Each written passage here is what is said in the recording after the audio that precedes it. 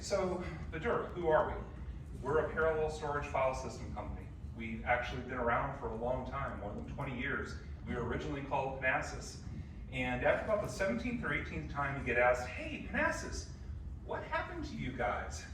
You realize you need to change your name and just signal that, hey, there's a new gang delivering product to you. Some of the old gang is still around.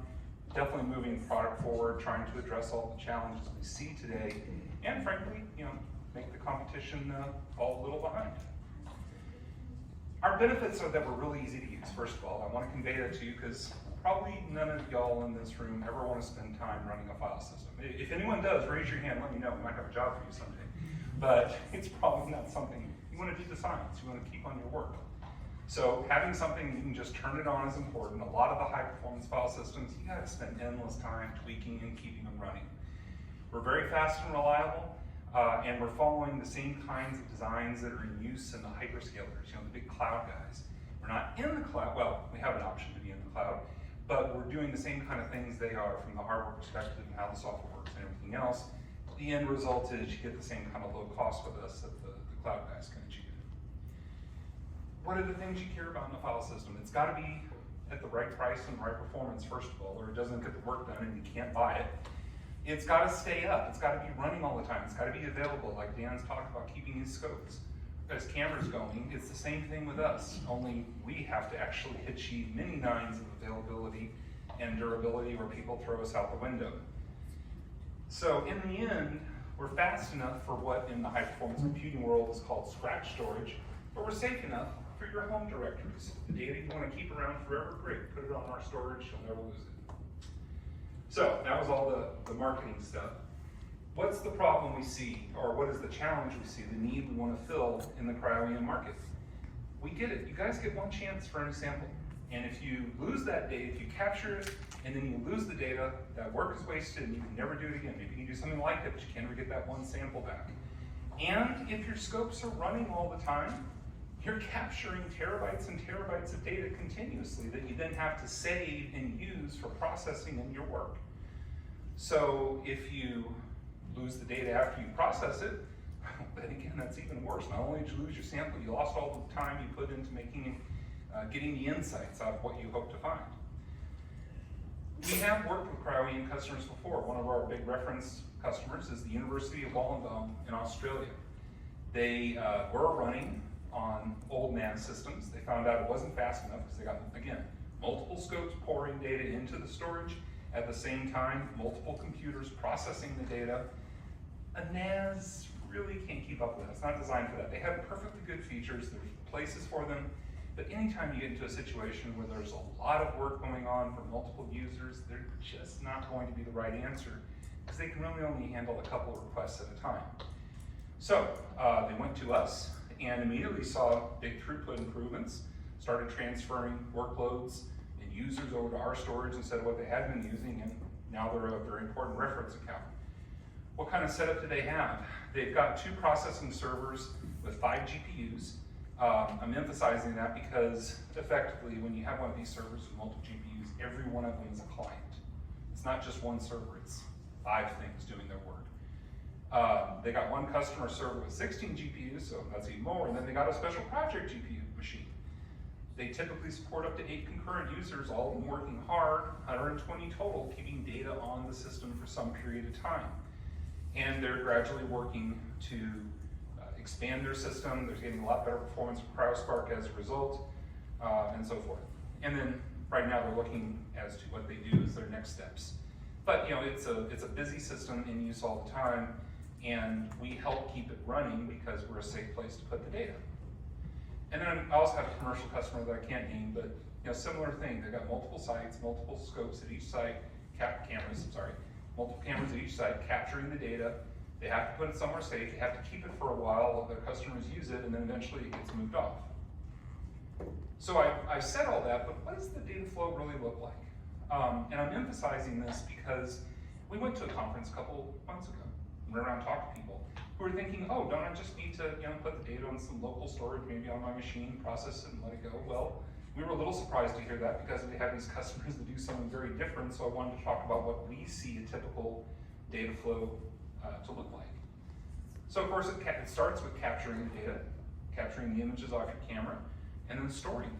Again, one chance to capture, you gotta have safe storage for those unique results. But then the whole cycle of processing starts. And again, you can't stop capturing the data, that still has to keep going. At the same time, you're using the data that's already been captured. You have multiple clients all working on it at the same time. That generates even more data, but puts a load on the system. And then eventually when you're done, you archive it. So you can save it and come back to it at some later time. Why would you ever need to do that? Well, of course, your normal work. But then what we are seeing, again, with the University of Wollongong is there's a typical lengthy cycle of processing while they refine their results before they go off and archive it. But then someday, as the machine learning techniques get better and better, well, what do they need? Typically, they need years worth of data. That's how they learn.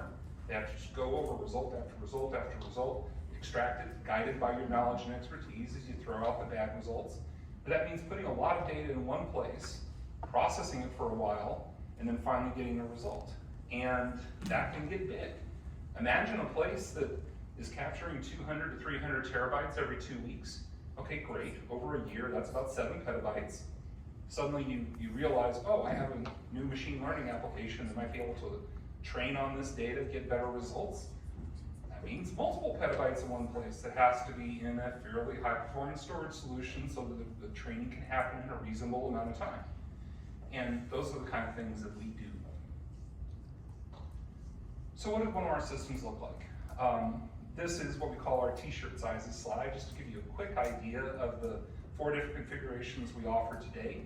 Starting from our Edge product, can get down to as little as a few hundred terabytes in the range of 120K. The next step up, actually the next 3 steps up, they're all the same system, just different configurations, different targets. The balance is meant to be the best balance of performance and capacity. And then the performance gets the absolute best performance by using a special kind of drive. And then the capacity, it's the best dollar per terabyte by adding on JBODs to the, disk enclosures. Computer terminology, got to get out of my own head.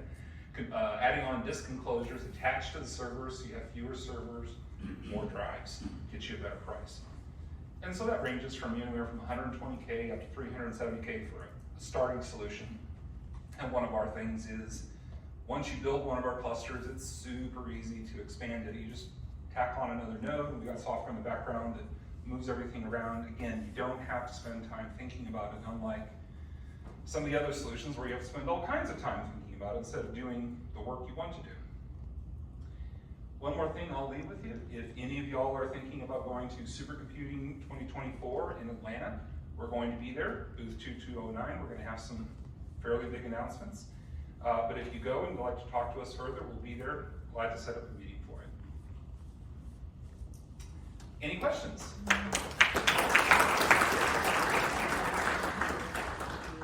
So if we were to purchase a system, you ship it, you come, you set it up, soup to nuts, all Yes. that? Okay. Yes, and that whole process is over within a couple of days. Again, unlike some others where you have to spend a ton of time. But we're pretty fast. Sorry. What sort of throughput does your stock system produce? Sure. Let's see. Those are the numbers that are down there at the bottom. There's a lot on this slide, and I didn't want to spend all day going through it, but this is just the starting configuration. If you add on more nodes, it just scales linearly with each node. So you get more capacity and more performance. That's the way we work compared to some of the other guys. So you need to have the network infrastructure to handle that. You do, and we offer a couple different kinds. If you are on Ethernet, we do Ethernet. These clusters, they upload to a customer system on 100 gig. We're expecting a 100 gig connection. We also offer InfiniBand if you're in the Tony regions, the high price regions. We can support that too. And then you can expect that things will go forward. The reason we're able to scale so nicely is that instead of going through some gateway where you're limited by how much can that one gateway do, all client communications directly to the storage nodes. So you just end up with this nice fabric of clients talking directly to storage nodes. So I'm assuming the 120K is the starting price to build this and install. Is there a yearly service contract? That includes the subscription for, Beth, help me out, that was the 3-year. That's a 3-year warranty maintenance cost, but we could also provide 5-year. In the academic environment, and medical environment, oftentimes you all require at a minimum of 5 years support, which we can do. It's not a significant uptick.